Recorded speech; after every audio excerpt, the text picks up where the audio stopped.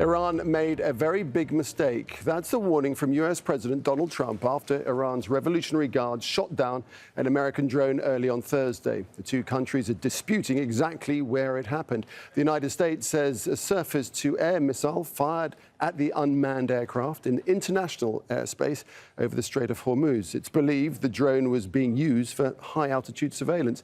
But Tehran says the incident took place within its territory. The Revolutionary Guard says it intercepted the drone when it violated Iranian airspace in Hormozgan province.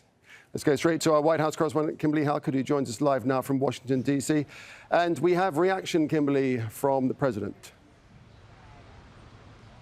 Yeah, after days of the president almost downplaying the escalating tensions between the United States and Iran, we've had in the last hour reaction to the downing of that surveillance aircraft, the U.S. surveillance aircraft. The president taking to Twitter, very short tweet, but very strong in terms of the message. Iran made a very big mistake, offering no further details on what he means by that in terms of what action he might take.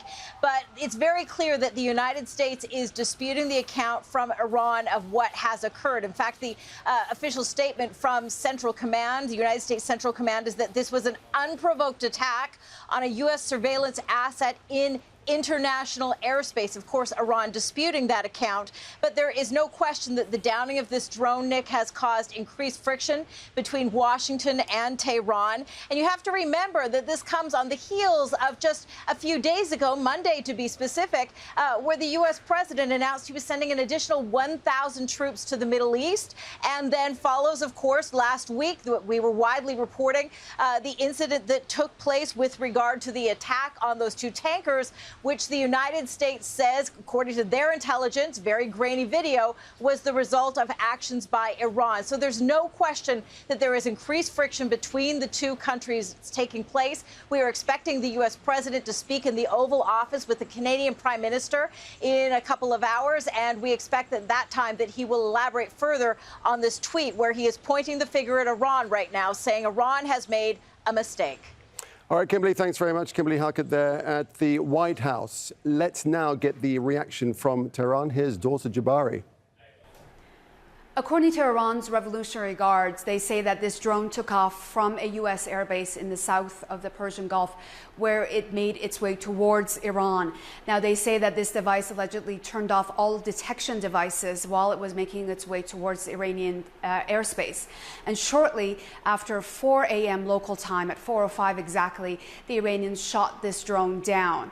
Now, this comes as the head of Iran's Revolutionary Guard has been speaking at a scheduled event in western Iran. Let's hear what he had to say.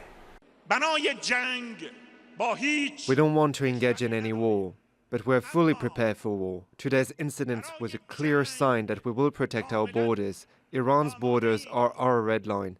Be careful, we have experience. We have sent a clear and firm message. The drone had violated our borders.